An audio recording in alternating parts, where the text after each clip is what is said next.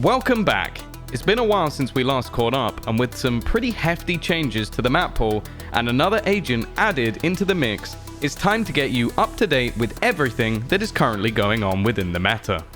To start with, our map pool has changed. Bind and Abyss have sadly been taken out of rotation. In their place, we welcome back Ascent and Icebox. For the most part, we've seen minimal changes to the maps themselves. But for all you B main wallbangers, I have some bad news.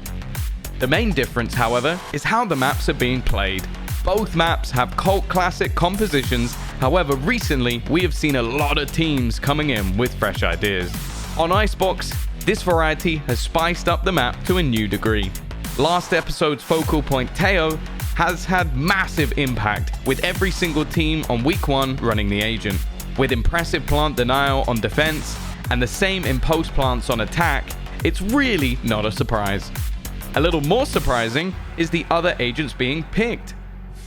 Clove, even after the nerf that we'll talk about a little bit later, was picked up by BBL, and more impressively, we even saw some waylay on waylay action when Team Liquid took on Gentlemates.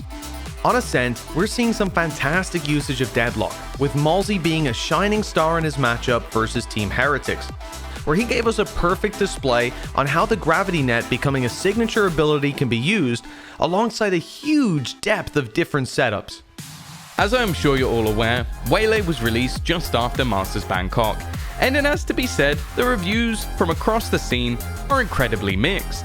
This ranges from Jorgamo calling her the new Jet, to some saying she may even be the worst agent in the game. She excels a lot on shorten the distance. You're gonna see her in that situation. I don't think it's bad as op. I think you can play solo op. I feel like it's easy.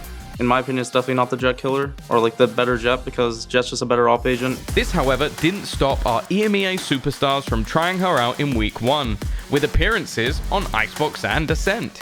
It is safe to say, however, that the impact was limited, with Miniboo probably displaying some of the most interesting usage in this clip on Ascent. Troll. Immediately using the saturate and then diving in towards. Her ultimate, Convergence Path, also seems to have some pretty decent value, with a very large area being covered. However, what we expected to be Waylay's most impactful ability, her Refract, actually ended up as a lot more of a risk, especially when up against someone as competent as Floor. Pressure might be on for Batu to find him. Cross, never mind! Fluorescence there with the op. Back at kickoff, we were raving about the introduction of Teo, with questions of how impactful this agent can really be. Well, with extra time and a lot of work done by teams that didn't attend Masters Bangkok, it seems we were right to be excited. Teho has a 50% play rate in the first few weeks, making him the second most played agent so far. And it's no surprise when you look at the combinations of utility possible alongside his kit. Breach and Yoru's play rate have also increased, with the potential for a lot of extra information combined with flashes, stuns, and salvos. It makes a deadly combo for anyone to deal with. Another agent on the rise is Vyse, with her wall and vines causing mash issues for teams while entering onto the site. Many are calling her the best delay in the game right now, and honestly, I can see why. Entering a setup like this must be a nightmare. With these changes, it does, however, mean we have seen the drop-off in some of our historically most popular agents. This has to be the lowest play rate we have ever had for Killjoy in the current meta. These have been some of the major updates within the game, but just in case you missed anything else from the patch notes, here's Mitch with a speedrun of the other changes. Clove's metal has changed.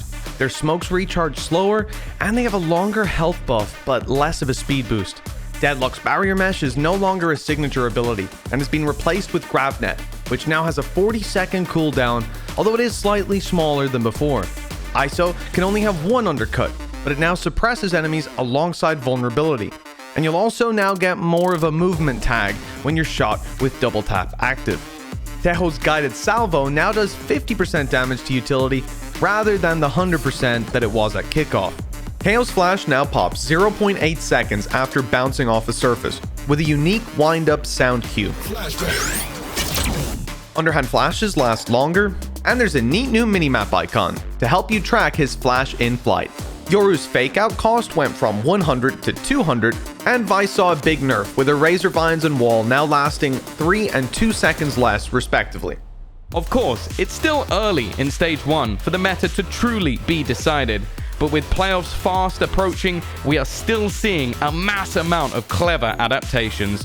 With Fnatic still running old faithful comps on Lotus and the Turkish Jet as prominent as ever, it truly is blessed times in VCT EMEA, with seemingly unlimited options for teams to choose from.